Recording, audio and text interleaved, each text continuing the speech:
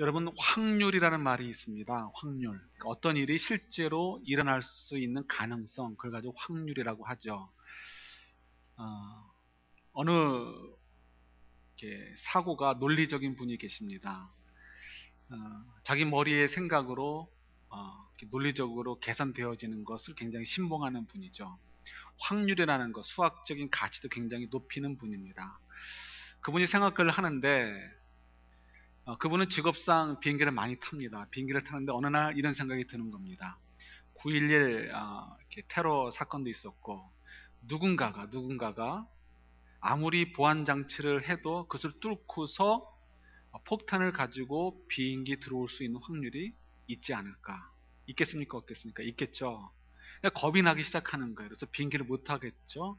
근데 비행기를 타고 출장을 가야 되니까 어떻게 걱정이 돼서 해결점을 찾습니다. 어떻게 해결점을 찾냐면 누군가가 테러리스트이겠죠. 폭탄 하나를 비행기에 설치하는 확률이 만약에 10,000분의 1이나 100,000분의 1이라면 그 비행기 안에 폭탄이 2개일 확률은 어떻게 하겠어요? 더 적겠죠. 그래서 그 다음부터 이분이 해결하는 방법은 자기가 폭탄을 하나 들고서 비행기를 타는 거예요.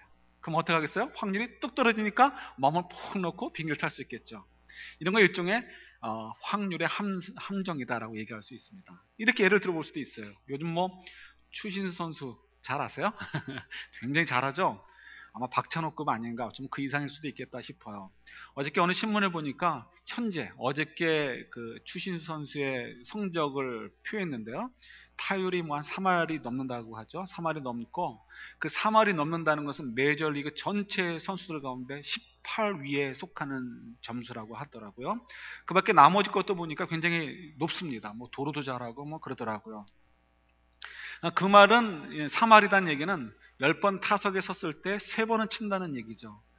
그러면 저희들이 이 사람은 확률상 10번 중에 3번은 치니까 언젠가 3번은 친다, 이렇게 생각할 수 있을지 모르지만 실제로는 10번 섰을 때 10번 다 칠 수도 있고요, 10번 섰을 때 한 번도 못 칠 수도 있습니다. 이것이 일종의 확률의 어떤 함정일 수 있습니다. 우리가 신뢰할 수도 있고 신뢰할 수도 없는 부분이기도 하죠. 하나만 더 말씀을 드리면 미셸리가 얼마 전에 그러니까 국가대항전에서 미국 대표로 굉장히 활약을 했다고 하죠. 그래서 인기가 좀 올라갔대요. 최근에 무슨 뭐 세이프웨이인가 무슨 게임이 있는데 미셸리가 그 게임에서 우승할 확률이 몇 프로인지 아시죠? 남자분들 아실 거예요. 48%라고 나왔습니다. 실제로 지금 게임이 진행되고 있지 않나 싶은데 실제로 그가 1등을 하고 있는지 모르겠어요. 48% 확률이다 그러면 어떻게 해요? 그 다음 2등 확률이 그 10 몇 프로밖에 안 되니까 더블 수가 훨씬 넘는 거죠. 그러니까 어지간하면 눈 감고 쳐도 확률로 얘기한다면 미셸 위는 우승을 해야 됩니다. 그러나 눈 감고 치는 게 아니고 눈을 번쩍 뜨고 이를 부릅쓰고 쳐도 우승할 확률은 실질적으로는 그렇게 되지 않습니다. 그러니까 확률이라는 것과 실제라는 것은 참 이렇게 괴리가 좀 있죠. 이런 확률 100%라는 것이 있습니까? 확률 100%라는 것은 사실상 없습니다. 그러니까 실제로 어떤 일이 벌어진 다음에 얘기할 수 있어도 어떤 일에 대해서 아직 이루어지기 전의 일들을 확률 100%다라고 얘기할 수 있는 것은 단 하나도 없습니다. 근데 저희들이 남녀가 여자가 서로 좋아해요. 좋아해서 서로 사귀다가 너무 사랑하게 되었어요. 양가에 서로 인사도 하게 되고요. 결혼식을 하기로 결정을 했습니다. 그러면 결혼할 확률이 몇 프로가 될까요? 그것도 부족하면 이제 결혼식장도 정했고요. 옷도 맞췄고요. 이제 내일이면 아니요. 1시간 후면은 결혼 시작이 됩니다. 청첩장도 다 돌렸고 하객역이 차 있어요. 그러면 그 사람들이 결혼에 성공한, 그러니까 결혼식을 마치고 부부가 될 확률이 몇 프로나 될까요? 그 순간에도 저희들은 100%다라고 얘기하지 못합니다. 그죠? 여러분 스파이더맨 보셨어요? 스파이더맨 보면은 거기 나오잖아요. 스파이더맨 걸프렌드가 딴 남자랑 사랑에 빠져서 결혼하려다가 결혼식장에서 도망가죠. 그런 거 보면서 느껴져요. 확실히 무엇 하나 사람이 자신 있게 이건 100% 맞아 얘기할 수 있는 건 없죠. 그럼 확인하게 됩니다. 우리가 100%다라고 하는 건 뭐예요? 우기는 거죠. 우기는 거. 억지 부리는 거죠. 여러분, 하나님이 실제로 존재할 확률이 몇 프로나 될까요? 이게 무슨 얘기인가? 그렇죠? 반대로 생각해 볼까요? 하나님이 있다고 믿는데 하나님이 안 계실 확률이 있을 수 있잖아요. 몇 프로나 될까요, 그게? 이게 무슨 얘기인가? 그죠? 한번 이렇게 해서 생각해 보세요. 우리가 정말 예수님 믿어가지고 천국 가려고 얼마나 애를 씁니까? 하고 싶은 것도 안 하잖아요. 그죠? 주일날 가서 골프나 치고 낚시나 갔으면 좋겠는데, 그죠? 안 하고 여기 와 있잖아요. 내가 다 써도 부족할 것 같은데 내 것은 내 것이 아니고 하나님 것이라 인정해서 11조도 하나님께 드리죠. 4시간 나를 위해 써도 부족한데 잠을 쫓아가면서 쫓아내면서 피곤함을 무릅쓰고 교회 와서 주님을 섬기잖아요. 헌신하죠. 단기 선교 나가죠. 여러 가지 일들로 섬기죠. 그런데 막상 죽었는데 천국이 없어요. 그러면 얼마나 황당하겠어요. 제가 아버님이 돌아가셨을 때 그 생각이 들더라고요. 아버님 목사님이셨고 열심히 섬기셨는데 돌아가셨는데 아무것도 없다 그러면 얼마나 억울할까. 예? 그럴 확률이 몇 프로나 될까요? 우리가 100% 확신할 수 있습니까? 없습니까? 확신할 수 없어요. 믿으라는 얘기예요? 믿지 말라는 얘기예요? 걱정하실 필요 없어요. 100% 확신할 수 있는 길이 있습니다. 우리가 그 문제는 죽어보지 않았고 우리가 가보지 않았기 때문에 믿음으로 받아들이기 전에는 100% 확신할 수 없습니다. 경험하고 나서도 우리가 이게 긴가민가할 만한 일인데 어떻게 경험하지 않고 그걸 다 100% 확신할 수 있겠어요. 그런데 우리가 100% 확신할 수 있는 길이 있습니다. 일단 아닌 건 아니라고 치고 가자는 거예요. 여러분, 우리가 100% 확신은 못해요. 그러니까 어떻게 해요? 우리가 불신해요. 하나님의 약속을 불신합니다. 여러분 아니라고 생각하세요? 아니죠. 여러분 불신해요. 그러니까 어떻게 해요? 하나님 말씀을 그대로 믿지 않습니다. 이렇게 하면은 내가 너희도 되게 혼내줄 거야. 그래도 어떻게 여러분들? 눈 하나 깜짝 안 하시죠? 왜요? 설마 그렇게 하실까? 하나님께서 얘기하십니다. 너 이렇게 살면 내가 엄청나게 은혜를 줄 것이고 하늘의 상급을 줄 것이고 너희 자녀들을 축복해 줄 거야. 그래도 별로 가슴에 뛰지 않아요. 설마. 그죠? 예. 이런 게 다 뭐예요? 우리가 하나님의 말씀이 그대로 이루어질 것이라는 100%에 대한 확률에 대한 확신이 없기 때문에 그래요. 이거는 어느 누구나 다 갖는 것입니다. 그래서 우리가 이 문제를 해결하기 위해서는 다른 것에서 출발하는 것도 참 좋다라고 생각이 들어요. 저희들이 큰 것을 우리가 해결하기 위해서는요, 가장 작은 것, 가장 확실한 것에부터 출발하면 됩니다. 지난번에 말씀드린 적 있죠. 우리 아이들과 함께 우리 그 샌프란시스코 사이언스 뮤지엄 거기 갔었는데요. 너무 저는 흥분이 됐었어요. 그 돔에 들어가가지고 의자에 앉아서 불을 다 끄고 우주를 보는데, 제가 굉장히 사실은 큰 은혜를 받았어요. 그래서 또 한번 가보고 싶은데 입장료가 이게 한두 푼이 아니라서 또 애들 데리고 가는 것도 아니고 혼자 가기가 참 뭐하더라고요. 그래서 좀 많이 못 가보고 있지만 마음 같은 우리 당회원들 데리고 장로님들 데리고 한번 가고 싶어요. 사이언스 뮤지엄 가가지고 과학을 체험하는 게 아니고 그 속에서 하나님의 일들을 체험해보고 싶어요. 사실은 장로님들만이 아니고 여러분 모두를 한번 데려가고 싶은 마음도 있어요. 조금만 설명을 드리면요, 의자에 앉았는데요, 의자가 좀 뒤로 젖혀지죠. 불이 꺼지고요, 큰 돔인데 그 돔 속에 이제 불빛이 쏘아집니다. 우리 프로젝트 하나가 아니고 6개인가 8개가 쏘아지면서 이제 저희가 누워있는 그 곳에부터 시작이 됩니다. 마치 벌이 날아다니면서 그 건물 위를 보는 것 같아요. 건물 위에는 꽃들이 있더라고요. 그리고 점점 올라가는데 어느덧 금방 이 지구, 큰 지구가 공만해지고요. 그리고 그 공만했던 지구도 점점 작아져서 그 수많은 별들 가운데 그냥 똑같은 별들로 사라져버리고 맙니다. 그리고 더 줌이 멀어지는데 우리가 밤하늘에 보는 은하수 있죠. 은하수 같은 것들이 수도 없이 많이 보여지고요. 그리고는 그 은하수들조차도 그냥 별로 커 보이지 않는 엄청나게 커다란 우주 속에 들어가는 것을 보게 돼요. 여러분, 우리가 지금 그 나라 호구를 쏘다가 실패를 했는데 실패할 수 있죠. 다음에 성공하면 되고 또 안 되면 또 그 다음부터 성공하면 되죠. 그거 올라가는 게 이렇게 힘들어요. 우리 태양계가 있습니다. 이 조그만 태양계를 벗어나는데 현대 과학으로는요, 평생을 날아가도 넘어갈 수 있을까 못할까 정확히 모르겠습니다. 이 태양계도 굉장히 크죠. 우리가 한번 길 잘못 들었으면요, 절대로 돌아올 수 없는 게 이 태양계라는 크기입니다. 우리가 밤하늘에 보는 은하수 있죠. 그 은하수 안에 우리가 사는 이런 태양계와 같은 태양계가 얼마나 있을까요?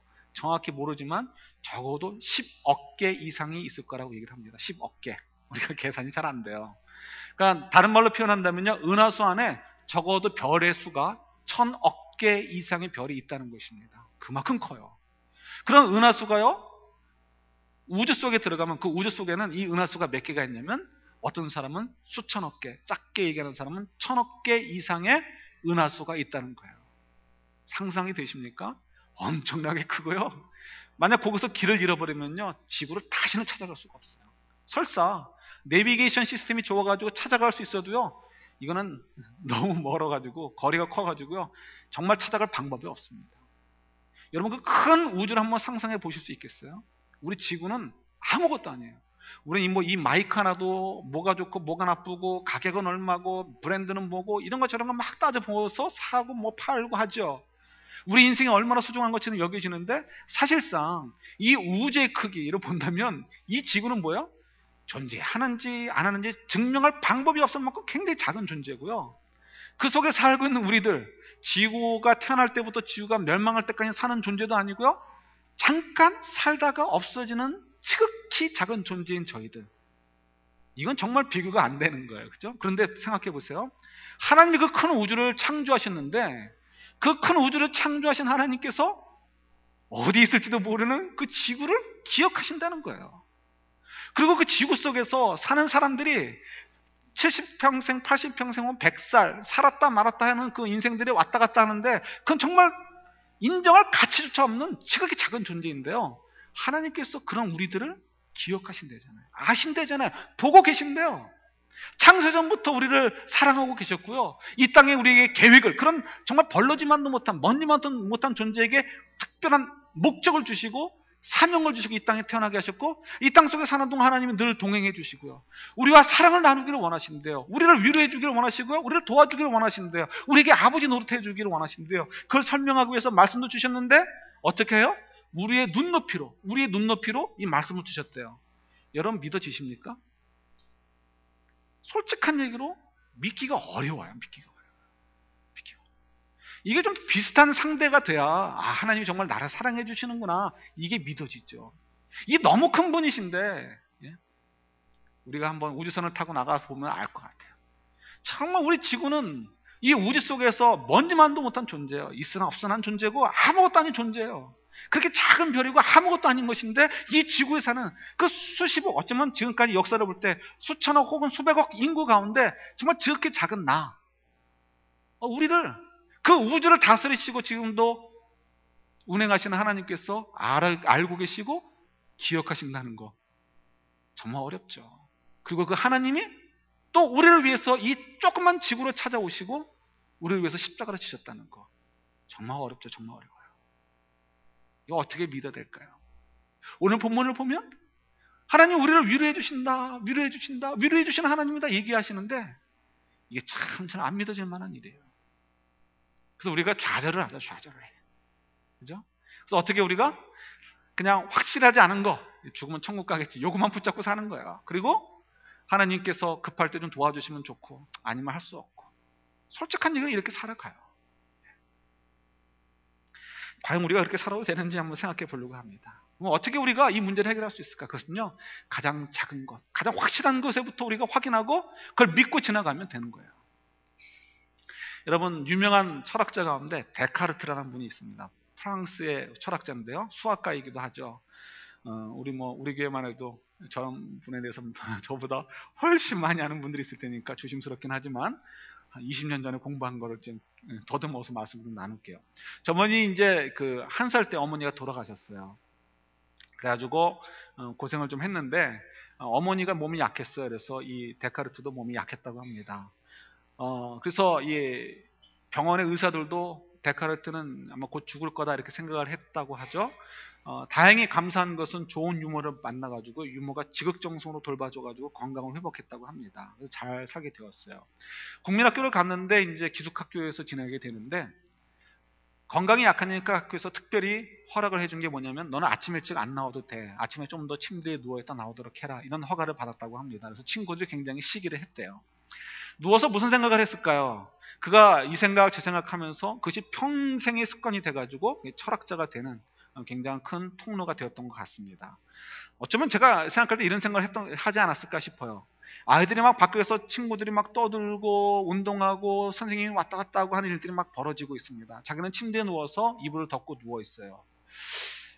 내가 누워 있는 게 진짜일까? 아니면 나는 여기 누워 있다고 생각하지만 나의 진짜는 지금 친구들하고 함께 교실에 있지 않을까? 운동장에 뛰어놀고 있지 않을까? 이런 생각을 해보지 않았을까 싶어요. 왜냐하면 이분이 나중에 철학적인 굉장히 중요한 것을 발표하게 되는데 그 발표가 바로 그런 이제 연상과 관련이 있기 때문에 그렇습니다. 이분이 불확실한 거는 못 믿겠다라고 이제 외치면서 가장 확실한 것부터 우리가 확인을 해야 불확실한 것까지도 믿을 수 있지 않겠느냐 이렇게 얘기를 하게 되었습니다. 불확실한 것이 무엇이냐? 이분이 얘기할 때는 우리가 보고 느끼는 그 모든 것들은 사실은 불확실한 거다라고 얘기를 해요. 실제로 여러분들이 지금 여기 성가대가 여기 있어도 성가대가 실제로 여기 있는지 없는지 우리가 확신할 수 없다는 거예요. 100% 확신할 수 없다는 것입니다. 우리가 볼 때는 말장난 같지만요. 실제로 수학적으로요. 성가대가 우리 눈에 보이지만 실제로는 없을 수 있는 확률이 뭐 몇 조분의 1이든 간에 어쨌든 간에 확률상으로 있다는 거예요. 좀 더 쉬운 얘기를 한다면 우리가 똑바로 된 막대기가 있어요. 아주 똑바로 잘라진 막대기가 있는데 그 막대기를 물에 반쯤 담궈 놓으면 어떻게 되죠? 막대기가 굽어져 보여요. 그래서 굽어져 보입니다. 이런 감각적으로 우리가 보이고 느끼는 것들은 우리를 속인다는 거예요. 그래서 우리가 볼 땐 그게 분명히 진짜다, 사실이다라고 믿지만 아니라는 거죠. 아닐 수 있다는 거예요. 그래서 데카르트는 못 믿겠다는 거죠. 못 믿겠다는 거. 그래서 과연 우리가 확실하게 믿을 수 있는 것이 무엇일까 찾아보자. 그래서 그가 했던 게 뭐냐면 확실하지 않은 건 전부 다 부정해 보는 거야. 부정해 보는 거야. 만약 데카르트가 이 자리에 있다면 이렇게 되는 거예요. 저도 여기에 떠들고 있지만 이거는 환상일 수 있다. 허상일 수 있다. 부인해 보는 거예요. 성가대가 귀한 찬양을 오늘 하나님께 드렸지만 이것도 환상일 수 있고 허상일 수 있다. 내가 지금 부딪히고 있는 이 책상이나 내가 앉아있는 의자도 허상일 수 있다. 다 부정해 보는 거예요. 심지어는 내 손, 내 얼굴, 내 바디도 허상일 수 있다. 다 부정해 보는 거예요. 다 부정해 보는 거죠. 가만히 생각해 보니까 눈을 감고 있으면 깜깜해지는 것처럼 모든 것들이 다 없어지는 것 같은데 한 가지 남는 것이 있어요. 부정할 수 없는 것이 있어요. 뭐가 있죠? 생각하는 자기가 남아있는 거예요. 생각하는 자기. 나는 생각한다. 고로 나는 존재한다. 그게 유명한 코기토 에르고 줌이라는 이제 라틴 말이에요. 아, 내가 다 못 믿겠다 이거예요. 모든 것이 허상일 수 있으니까 다 못 믿겠는데 다 부정해도 부정할 수 없는 것이 하나 있더라는 거예요. 생각하는 나. 그것을 의심하는 나. 의심하는 나는 있더라는 거죠. 그러니까 거기서부터 문제가 풀어져 가는 거예요. 그 데카르트가 거기서부터 풀어간 게 뭐냐면 그 다음에 믿을 수 있게 된 게 뭐냐면 그렇게 모든 것을 의심할 수밖에 없는 완전한 내가 어떤 절대자를 생각할 수 있다는 것은 내가 똑똑해서 생각하는 것이 아니고 절대자가 존재하기 때문에 불확실한 존재인 내가 완전한 존재인 신을 생각할 수 있다라고 이제 결론에 도달하는 거죠. 그래서 어떻게 해요? 하나님은 존재한다가 되는 거예요. 하나님이 존재하게 되니까 하나님의 성품을 보게 되죠. 하나님이 얼마나 신실하신 분인가를 깨닫게 돼요. 하나님이 얼마나 신실한 분인가를 알게 되니까 하나님께서 그분의 자녀들이 눈에 보이는 것들을 전부 다 거짓으로 만들어 놓으셨겠느냐. 눈에 보이고 감각적으로 느껴지는 것들 가운데 때로는 혼란하게 하고 거짓된 것도 있겠지만 그러나 상당수는 대부분은 뭐라고요? 진실일 것이고 맞는 것일 것이다 라고 결론에 도달하게 되는 거죠. 그러니까 처음엔 다 부정하고 갔는데 그런 의심하는 존재에서부터 시작해가지고 나머지 것들이 전부 다 회복이 되는 거예요. 가장 확실한 걸 잡으면 가장 어려운 문제도 풀어갈 수가 있습니다. 오늘 본문을 보면요. 사도 바울이 고린도 교회에 보내는 편지가 기록되어 있습니다. 고린도 교회에 사도 바울이 편지를 적어도 한 5번 정도 보낸 것으로 성경학자들이 추측을 합니다. 그리고 이 고린도후서 만도 사도 바울이 고린도 교회에 보낸 4번째 편지와 5번째 편지를 합친 것으로 생각하는 분들이 많이 있고요. 또 그렇지 않고 하나의 편지다라고 얘기하는 분도 있어요. 나중에 또 이제 자세히 설명을 드리고요. 자, 그런데 오늘 본문 첫 부분에 보면요. 우리가 앞으로 좀 고린도후서를 가지고 좀 말씀 묵상할까 합니다. 앞에 첫 부분에 보면은 오늘 본문을 보니까 1절, 2절을 읽지 않았죠? 그거는 이제 간단한 인사를 통해서 자기가 사도됨을 좀 다시 한번 좀 증명해 주고요. 그 다음에 3절부터 9절까지 오늘 읽었는데 보면은 위로에 대한 말을 굉장히 많이 합니다. 위로받아라, 위로받아라. 나도 위로받았다, 너희도 위로받아라. 이런 위로가 하나님께서 우리에게 주시는 거다. 고난을 가고 있을 때 그 위로를 받아라. 이런 얘기들을 합니다. 위로. 예. 고린도 교회 성도들에게 위로라는 얘기를 할 때 사도 바울은 사실은 특별한 의미가 있었을 것 같아요. 왜냐면요. 사도행전 18장에 보면 이런 이야기가 기록되어 있습니다. 제가 찾아서 보진 않겠어요. 하나님께서 이 사도 바울에게 마게도냐 땅에서 이제 있지 않고요. 바다를 건너서 빌립보가 있는 이제 그 유럽 쪽을 향해서 가도록 하나님이 요구를 하십니다. 이제 아시아 쪽으로 들어가서요. 그런데 하나님께서 그 말씀을 주실 때 이게 이 유럽 쪽으로 나아가게 할 때 말씀하신 것이 있죠. 네 가서 그곳에 있는 영혼들은 이렇게 도와줘라. 이런 이제 것을 환상으로 보여주게 되십니다. 사도 바울이 그 말씀을 듣고서 들어가요. 가가지고 복음을 전하는데 이제 드디어 아덴 있죠? 아테네를 떠나서 고린도라는 도시로 들어가게 됩니다. 아테네에서 가깝습니다. 갔는데 고린도에 들어갔는데 고린도에도 보면은 유대인들이 있잖아요. 유대인들이 이렇게 사방 곳곳에 당시에 흩어져 가지고요. 무역업으로 큰 돈을 벌고 있었습니다. 가서 이제 회당을 찾아가서 복음을 전하고 유대인들에게 복음을 전하는데 유대인들이 복음을 잘 안 받아들여요. 안 받아들이고 굉장히 딱딱한 마음을 가지고 사도 바울을 핍박을 하기 시작을 합니다. 사도 바울이 어떻게 했어요? 굉장히 낙담이 되죠. 야, 내가 여기 있으면서 과연 복음을 전할 수 있을까? 영혼들을 구할 수 있을까? 하나님이 가라고 해서 왔는데 이게 도대체 뭘까? 가라고 했으면 도와주시던가. 왜 도와주지 않으실 거면 방해로도 말아야지. 왜 이렇게 유대인들을 통해서 이렇게 나를 방해하실까? 이런 생각 안 들겠어요? 들죠. 하나님 뜻대로 사는데 왜 이렇게 힘들까? 힘들어서 낙담이 되죠. 그때 그걸 아시죠? 하나님께서 찾아오셔가지고 말씀하십니다. 제가 여러분 나눠드린 시트에 있는데 제가 읽을게요. 밤에 주께서 환상 가운데 바울에게 말씀하시되 두려워하지 말며 침묵하지 말고 말하라. 내가 너와 함께 있으며 어떤 사람도 너를 대적하여 해롭게 할 자가 없을 것이니. 어떻게 해요? 하나님이 그 마음을 아시는 거예요. 그 마음을 아시고 말씀하시는 거예요. 너 낙담하지 마라.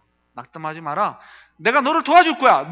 내가 너에게 분부한 것을 하는 데 있어서 어느 누구도 너를 방해하지 못하게 될 거야. 너는 반드시 그 일을 성취하게 될 거야. 위로의 말씀을 주시죠. 그러니까 바울이 힘을 얻어서 용기를 내서 다시 일어나서 복음을 증거합니다. 그리고 나서 어떻게 해요? 무려 18개월 동안, 1년 6개월 동안이란 긴 시간 동안 고린도에 머물면서 복음을 전하게 됩니다. 이때 위로를 받았어요.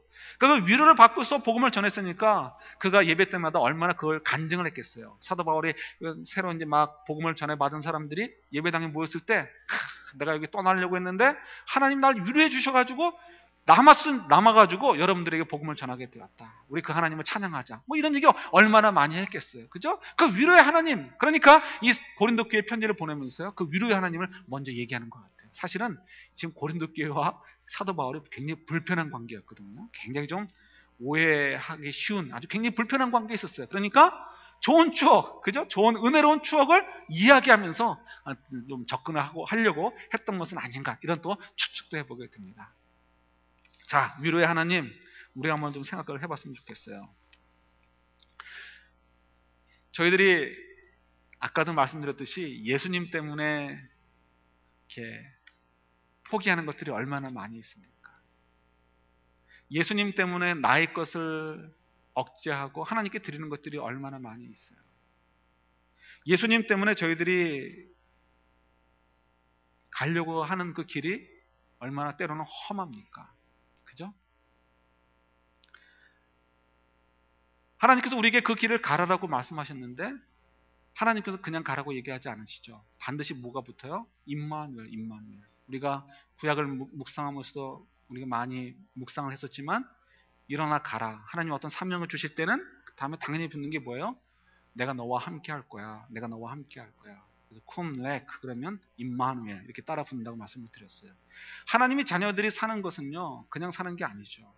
하나님의 자녀로 산다는 것은 내가 이 땅에 태어났으니까 살다가 천국 가는 것이 목적이고 목표처럼 생각되는데 그렇지 않다라고 성경은 가르쳐주고 있어요. 그건 하나님 주시는 선물이고 물론 가겠죠. 그러나 이 땅에서의 목적이 있고 목표가 있습니다. 하나님 우리에게 주신 사명들이 있어요. 그 사명을 따라 사는 건 그지 특별한 거 아닙니다. 선교를 가고 그런 것만이 아니라 하나님의 자녀로서 하나님을 인정하여 드리는 삶을 사는 것을 사명이라고 얘기하는 거예요. 하나님의 자녀로 삶을 살 때 우리가 얼마나 힘듭니까? 그리스도의 십자가를 져야 되잖아요. 그리스도의 십자가를 져야 되니까 그때 너무 힘들어요. 그럼 그때 뭐가 붙어요? 그 십자가를 지고 사는 삶을 살 때 하나님이 임마누엘이 따라 붙는다면 임마누엘. 그죠? 모든 사람은 어느 사람도 사랑을 받지 않고 살 수가 없습니다. 사랑을 다른 말로 표현한다면 오늘 본문으로 얘기한다면 위로예요. 위로를 받지 않고 살 수가 없습니다. 우리 지난 주간에 있었던 우리 정택희 목사님 어제 저녁이죠. 어제 저녁에 전화를 주셨더라고요. 이렇게 저희 교회에 대해서 이렇게 좋은 이미지를 이렇게 전화로 하시면서도 인사하시더라고요. 부흥 강사님 오셨다가 가셔가지고 전화 주시는 건 처음이었던 것 같아요. 참 감사하더라고요. 기도해 주시겠다고 하시더라고요. 우리 정태기 목사님께서 우리에게 주신 메시지가 있잖아요. 그때 우리가 많은 사례를 들으면서 깨달았지만 어렸을 때 혹은 어른이 되어서도요, 사랑을 받지 못하는 사람, 위로를 받지 못하는 사람은 절대로 건강하게 살 수가 없습니다. 그죠? 근데 우리가 그 사랑 받아야 될 사랑을 받아야 할 곳에서 받아야 되죠. 예컨대 어린아이들은 부모로부터 사랑을 받아야 돼요. 부모로부터 사랑을 받지 못하면 어떻게 돼요? 그는 결국은 어른이 되었을 때, 뭐 자라는 과정에서도 마찬가지지만 어른이 되었을 때 그 부분만큼 반드시 상처가 어떤 열매로 나오게 되죠. 그러니까 사랑이라는 것은 참 중요합니다. 모든 인간이, 어린아이들만이 아니고 모든 인간이 사랑을 받아야 되고요. 사랑의 표로 어떤 위로를 받아야 됩니다. 그렇지 않으면 우리가 건강하게 살 수가 없죠. 우리가 사는 것이 얼마나 힘들어요. 그죠? 제가 지난 주간에 LA를 개인적인 일 때문에 방문을 하게 되었습니다. 갔는데 제가 그곳에 있을 때 함부로 가지 못했던 이렇게 고급 몰이 있어요. 이름이 로랜드인지 뭔지. 근데 이제 거기를 가게 되었습니다. 이제 밥을 먹으러 거기 갔는데 3층, 4층은 그 식당가예요. 식당가고 굉장히 깨끗하죠. 나름 깨끗합니다. 갔는데 식사를 하는데요. 회덮밥을 먹는데 얼마인지 아십니까? 회덮밥이 먹을 만큼 나오는데 3불 99예요. 3불 99. 네. 먹을 만큼 나오는데 머리를 깎았어요. 머리 깎는데 7불 99예요. 머리를 굉장히 정성껏 깎아주더라고요. 잘 깎은 머리예요. 별로 그렇게 안 보이세요? 그건 제 탓이고 머리는 잘 깎아준 거예요. 그리고 머리도 감겨줘요. 그리고 받는 게 7불 99예요. 야, 그게 경쟁이 심하구나. 지금 어렵구나. 피부로 느껴져요. 제 와이프가 있는데 사실은 거기서 머리를 안 깎을 수밖에 없는, 깎아야 되는 일이 있었어요. 그래서 제 아들하고 제가 머리 깎았는데 제 와이프한테도 와가지고 계속 언니 그러면서 머리 하라고 이렇게 붙어지는데 참 아주 그냥 미안하더라고요. 사람들이 여유가 없고요. 굶주린 뭐가 확 먹이 찾은 것처럼 물고 늘어지고요. 정말 어려운 시대구나 하는 생각 같습니다. 사실 제가 경제 얘기를 잘 안 했으면 좋겠다는 생각을 가져요. 왜냐하면 우리가 지금 사실은 굉장히 어려운 시대입니다. 학자들이 얘기할 때 1930년대요, 20년대요. 경제 대공황 이후로 가장 심각한 경제의 위기다라고 얘기하죠. 어려운 때죠. 예, 맞습니다. 그러니까 얼마나 힘들어요. 그러나 우리가 너무 경제를 얘기하다 보면 실제로 우리의 인생의 가장 큰 짐이 경제로 생각을 할 수가 있어요. 근데 가장 큰 짐은 경제가 아닌데 우리가 자꾸 경제로 빠져들 수가 있습니다. 그래서 제가 경제 얘기를 사실은 피하려고 하는데 그냥 오늘은 좀 얘기를 좀 할게요. 정말 어렵죠. 어려우니까 힘들죠. 그죠? 그래서 우리가 비즈니스 하는 분도 굉장히 힘드실 거예요. 경제만이 아니죠. 우리가 정말 불치병에 걸려서 아픈 분이 있어요. 그거 어떡합니까? 너무너무 괴로운 거죠. 너무너무 외롭죠. 그죠? 아픈 분들만 외로운 게 아니고 우리가 외롭잖아요. 남편이 있고 아내가 있어도 외로운 존재잖아요. 자녀들이 있어도 외로운 존재잖아요. 그죠? 예. 또 우리가 얼마나 연약한 존재예요. 우리가 인생을 살다 보면 턱 막히는, 숨이 콕 차는 그런 어려운 일들이 다가오잖아요. 또 그걸 싸워서 이기고 나가게 되지만 어쨌든 간에 정말 우리를 힘들게 하는 그런 일들이 자꾸 찾아오잖아요. 이게 인생이라는 거죠. 그러니까 인생이 참 무거워요. 인생의 길이 참 쉽지 않아요. 여기에 만약에 누군가에게 우리가 사랑을 받지 않고 위로를 받지 않는다면 우리가 어떻게 살아남을 수 있고 어떻게 우리가 살 수 있겠습니까? 사람들은 그러니까 어떻게 위로받고 싶어서 세상적인 성공에 목을 걸어요. 아니면 그것도 안 될 것 같으면은 어떤 다른 좀 이렇게 말초 신경을 자극해서 어떤 만족을 주는 것에 뭘 걸기도 합니다. 그러나 저희들이 잘 알죠. 그거 가지고 해결이 안 되는 거 알아요. 해결이 안 되는데 다른 거 찾을 수가 없으니까, 다른 곳에서 위로를 받을 수 없고 다른 곳에서 사랑을 메꿀 수가 없으니까 할 수 없이 그런 것을 찾아요. 그러나 우리는 어떻습니까? 우리에게 하나님이 계셔요. 근데 하나님 뭐라고요? 위로의 하나님이라고 말씀하시는 위로의 하나님. 나 위로의 하나님 못 믿겠어요. 하나님 언제 나를 위로해 주신 적이 있어야죠. 나 지금 이렇게 어려운데 하나님 가만히 계시는데 침묵하시는 것 같은데 어떻게 내가 하나님을 향해서 위로 달라라고 기대할 수가 있겠습니까? 우리가 이런 마음 가질 수 있습니다. 그죠? 당연해요. 근데 여러분 이거 한번 생각해 보세요. 우리 교회 비전이기도 하지만 예수님 믿으면 뭔가 달라져야 돼요. 예수님 정말 살아계시니까요. 우리는 정말 사랑하시니까 우리가 정말 하나님 살아계신 하나님의 자녀가 되었다면 뭔가 달라져야 되죠. 뭐가 달라져야 됩니까? 뭐 이것저것 얘기할 수 있을지 몰라요. 달라져야 되는 거 어느 것보다도 내가 주님 안에서 샬롬하고 있는가. 내가 하나님을 아버지로 믿고 있기 때문에 하나님이 나에게 아버지 노릇해 주시기 때문에 내가 비록 조금 불편한 부분들이 있어도 내가 지금 만족하고 기뻐하고 감사하고 살고 있는 거 아닌가. 이걸 가지고 여러분 씨름을 하셔야 돼요. 그죠? 이거가 돼 있으면 어떻게 해요? 우리가 정말 살아있는 존재요. 천국 간다라고 얘기할 수 있어요. 그러나 이거 안 되면 퀘스천이에요. 퀘스천. 자, 그런데 그러기 위해서는 뭐가 필요해요? 하나님의 위로를 받는 삶이 필요해요. 근데 하나님이 정말 나한테 침묵하시는 것 같은데 어떻게 하나님으로부터 위로를 받을 수 있을까? 아까 우리가 생각했던 것처럼 작은 것, 확실한 것에부터 출발하면 돼요. 모든 것 다 부정해도 돼요. 부인해도 돼요. 성경의 말씀조차도 난 못 믿겠어요 라고 얘기해도 돼요. 천국 가는 거 가봐야 알죠. 얘기해도 좋아요. 근데 여러분 다 부인하다 보는데 여러분 이것은 한 가지씩은 있으실 거예요. 언젠가 내 기도를 들어주셨던 하나님. 예? 언젠가 내가 외로울 때 나를 정말 찾아오셔서 내 눈물을 같이 흘리셨던 하나님. 언젠가 나를 안아주셨던 하나님. 언젠가 내 길을 인도해 주셨던 하나님. 지나가나 보니까 하나님이 그 길을 열어주셨구나. 동의했던 일들, 그런 것들이 적어도 한두 가지나 그 이상이 있단 말이에요. 그럼 그걸 가지고 붙잡는 거예요. 아, 하나님이 그래, 그때 나와 함께 하셨지. 그 하나님 정말 살아계시는 분이시네. 그 하나님이 나와 반응을 해주셨으니까 정말 나를 사랑해 주시는 분이시네. 나와 하나님은 정말 남남이 아니고 하나님과 나는 자녀와 부자의 관계구나. 믿어지는 거잖아요. 거기서 출발하는 거예요. 그러면 점점 어떻게 해요? 데카르트가 얘기했던 것처럼 점점 하나님이 나를 감싸고 계시고 내 인생에 인자하고 계시고 나를 사랑하고 계시고 나를 유로해 주시는 분이라는 것이 그 영역이 점점 더 커지게 되는 거죠. 우리가 오해하지 않아야 될 것이 있어요. 하나님께 전에 나한테 100% 주셨어. 이번에 제대로 기도하면 100만 불은 주시겠지. 이건 아니에요. 그죠? 이건 아니에요. 이건 아닙니다. 하나님의 뜻대로 내가 맞춰가는 거예요. 그죠? 우리가 위로가 필요해요. 우리가 하나님의 사랑을 경험하는 것이 필요합니다.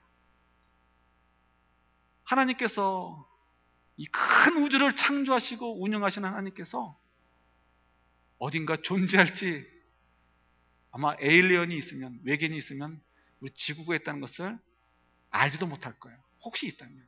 왜요? 우리는 너무나 작은 존재이고 우주 어디에 있는지 모르는 존재이니까, 너무너무 먼지만도 못한 존재이니까 정말 그렇게 우리 아무것도 아닌 존재예요. 근데 그 크신 하나님이 우리를 기억하시고 사랑하시고 우리와 함께 하신다는 거예요. 믿기 어려워요. 그런데 여러분, 작은 거 있죠? 여러분들이 경험하셨던 하나님과의 만남, 하나님이 여러분들을 유도해 주셨던 그 경험들, 그를 붙잡으세요. 그리고 점점 그 영역을 넓혀갔어요. 그럼 어느덧 하나님이 내 인생을 정말 돌아보고 계시는구나. 나는 정말 하나님 붙잡고 살아야 되는구나. 나는 정말 하나님 외에는 다른 것이 없구나. 소망이 없구나. 이런 고백들을 하시게 되는 거예요. 근데 이것은요, 그냥 우리가 어떤 종교적인 열심을 내라는 것이 아니에요. 저 여러분들이 예수님을 믿었으니까 예수님이 주신 그 특권을 누려야 되잖아요. 우리가 행복해지자는 것입니다. 우리가 마음과 기쁨으로 살자는 거예요. 우리가 아무리 어려운 인생길을 걸어가도 우리는 우리 주인이신 예수님이 계시고 온 우주의 하나님이 여호와 하나님께서 우리의 아버지 노릇해 주시잖아요. 근데 우리가 눈을 감고서 그를 부인하고 그걸 찾지 않으려고 하는데 문제가 있는 거예요. 그러니까 우리가 눈을 떠요. 눈을 뜨고 작은 것에부터 우리가 시작해가지고 하나님을 점점 더 경험해 가는 거예요. 그리고 어느덧 하나님께서 우리를 품어주시고 우리 인생 전체 때로는 불편한 부분도 있고 때로는 정말 싫어요. 하나님 이건 싫어요 라고 고백하는 그런 이야기들이 거리가 있다 할지라도 우리가 고백할 수 있어요. 하나님 그래요. 정말 하나님께서 저를 사랑해 주시는군요. 하나님 정말 하나님께서 나를 위로해 주시는군요. 나를 격려해 주시는군요. 그래서 하나님 제가 힘있게 용기 있게 살 거예요. 하나님 감사합니다. 그래서 저는 행복해요 라고 고백하며 살 수 있는 저희들이 될 수 있기를 주님의 이름으로 축원합니다. 같이 기도하겠습니다. 주님, 이 시대에 수많은 사람들이 인상을 찡그리고 힘들다 하며 살고 있습니다. 저희들의 삶의 환경도 힘들지요. 그러나 주님, 저희들이 온 우주의 주인이신 여호와 하나님의 위로를 받고 그 사랑을 받고 사는 존재임을 확인시켜 주신 하나님 감사합니다. 우리가 믿지 못할 만한 상황들이 여러 가지 있어도 우리가 그 자그마한 것에부터, 우리가 확실히 믿을 수 있는 것에부터 시작해서 우리가 믿을 수 없는 그 상황까지도 믿을 수 있는 그런 놀라운 믿음의 확산이 있어질 수 있도록 하나님 도와주옵소서. 그래서 우리가 정말 주님 안에서 정말 위로받고 그 사랑에 녹아져서 우리의 삶이, 그 인생이 어려운 인생길이라 할지라도, 예수 그리스도의 십자가를 지는 인생길이라 할지라도 행복하고 기쁨으로 가득한 저희들의 삶이 되어줄 수 있도록 도와주옵소서. 예수님의 이름으로 기도드립니다. 아멘.